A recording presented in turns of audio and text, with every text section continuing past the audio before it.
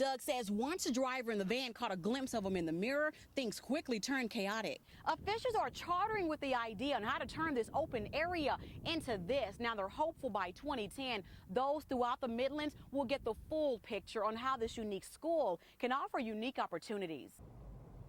Now, anybody with an automobile is probably familiar with pain at the pump. But Robert Britton with Team Green Lawn Care and Lawn Services says homeowners are also having to fork over more green in order to maintain their green. When the Palmetto project comes to town, it's expected to offer a much-needed financial splash. And for restaurants in 5 Points like Garibaldi, they're excited about getting a piece of the economic pie. Detecting DUI drivers. Now, according to state statistics, South Carolina has one of the country's highest death rates due to drunk driving. And with those rising temperatures, it can quickly become too hot to trot for horses like Tucker. And Poole says with extreme weather comes the need for extreme care. But there's power in patience. Now, business owners and city officials are hopeful this massive makeover will pave the way for more economic development. King says the staff took every precaution, from isolating those with flu-like symptoms to sending some campers home. It was all done with the sole purpose of stopping the spread of this highly contagious virus. She calls this unpaved and curvy road dangerous. And when you factor in other elements like today's wicked weather, she's fearful this accident won't be the last. That childhood memory really reflects the true meaning of the holiday, which is why this anti-war activist is fighting for change. The same way you bundle up when you head outdoors, Dr. Ford recommends doing the same in order to protect your pet. The students agree when they come to this center and walk through those doors, they're being challenged to work hard and dream big, because it can literally take you out of this world. In Columbia, Jerrita Patterson, WACH Fox News.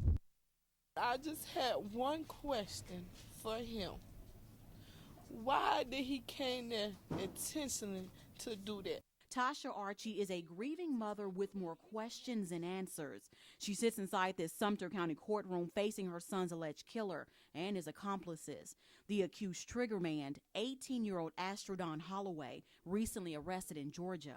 I was trying to take care of mine, and they running around killing people's kids. On May 8th, police say Holloway tried to rob Gabral Archie Sr. Instead of taking money, investigators say he took something far more valuable, a young life. Tasha Archie says adjusting to life without her youngest child is a struggle. When I take them all out, I always call for one. He ain't coming. So it hurts. It hurt real bad. Tasha Archie says to add insult to injury, she learned that after the deadly shooting, Holloway graduated from high school, then moved to Georgia to begin a new life. Tasha says she's fighting for the ultimate justice for her husband, who remains hospitalized, and her baby boy. I feel like he don't need no second chance neither. She wants an eye for an eye.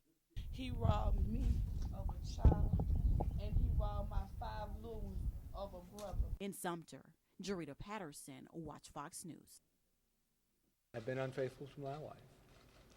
I developed a relationship with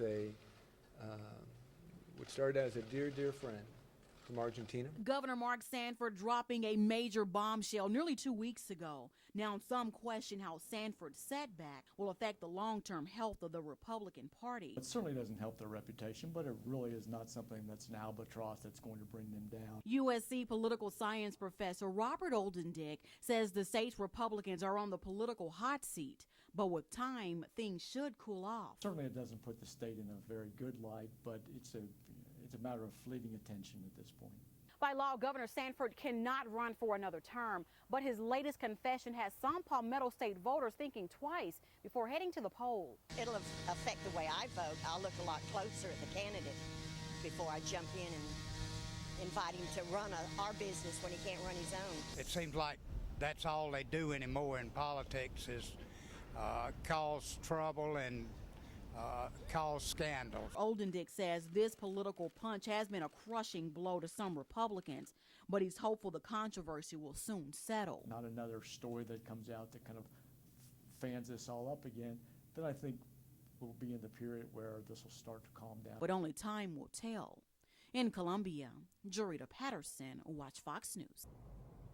Now, anybody with an automobile is probably familiar with pain at the pump.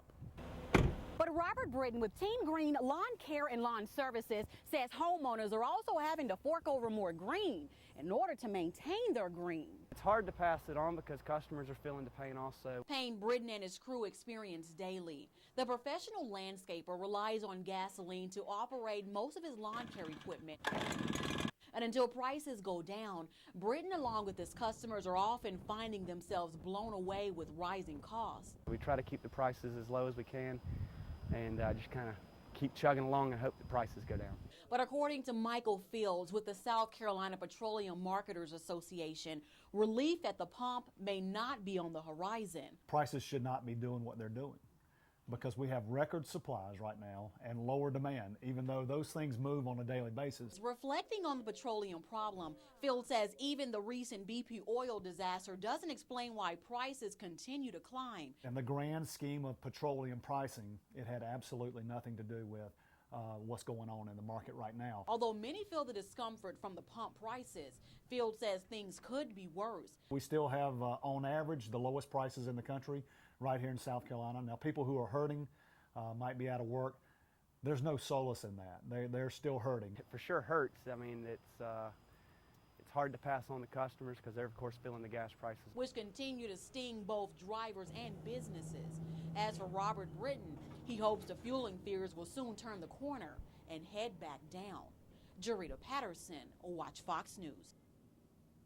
At Columbia's Pink Salon, they're not only focused on offering new looks, but also new outlooks. A lot of women walk in, they have their head down, and they really don't give you eye contact. They have low self-esteem, but then by the time they're leaving, they're skipping. It's those moments hairstylist Jessica Reese enjoys most. Reese is one of several stylists at Pink who specialize in creating unique lace wigs. Many of her clients, or guests as they call them, are cancer victims. When we turn the guest around in front of the mirror, that is the moment that I look the most forward to because I know what they've been struggling with, their struggle with their hair. When she turned me around, I looked in the mirror and I didn't believe it was me. I felt like I was Beyonce. Jennifer King is a guest at Pink Salon. Now she suffers from alopecia and found something here that wasn't on the list of services. I was very excited about coming because when, a lot of the unisex shops or other places, we have this condition, it's very embarrassing. In order to ease that uncomfortable feeling, stylists offer private consultations. King says it's the small things that matter most. Look in the mirror and you don't feel strange, you feel good, and you do walk taller. It's very important for me to be able to give them some semblance of normalcy back, some semblance of their femininity. One guest and one wig at a time. In Columbia, Jerrita Patterson, WACH Fox News. Good evening and thanks so much for joining us. I'm Jerrita Patterson. Now, although we didn't see much of it around here, fallen trees and downed power lines were a result of some wicked weather in other parts of the Midlands. Checking that political pulse now, some Republicans are sort of coming to the defense of Democratic Senate nominee Alvin Green. Officials from the Republican National Committee are questioning why Vice President Joe Biden did not meet up with Green during his visit to Columbia yesterday.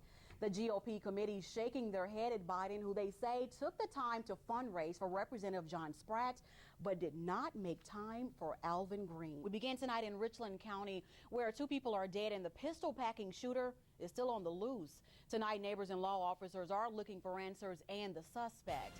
We have all the details in tonight's top story. Now, the 6 GOP hopefuls say they're focused on putting more emphasis on younger students. The candidates say it's an effort to improve graduation rates. Most of the school superintendent hopefuls are in support of helping parents afford private schools. The GOP candidate who wins the June 8th primary will face one of 2 Democrats. Some developing news to tell you about. Columbia police are looking for a brazen gunman who opened fire in 5 Points earlier this morning. Now, the shooting happening on Hardin Street between Devine and Green Streets. Investigators say the victim was shot in the shoulder and suffered non-life-threatening injuries. Police also say the victim is believed to have simply been a bystander and not a target. It's still unclear if the shooter left on foot or in a vehicle. And thank Thanks for sticking with us. Well, a local landmark celebrating its 75th anniversary in style today. Cromer's Peanuts taking things back to 1935. The day was full of old-fashioned fun. Photojournalist Nicole Smith was there and brings us the sights and sounds from this nutty celebration. The South Carolina Bulldogs, a promising year for them. I do. I think it's very promising, and Coach Buddy Pugh Wonderful. has faith in them. So. Good coverage, and thanks so much for joining us. We'll see you right back here tomorrow. Make it a good one.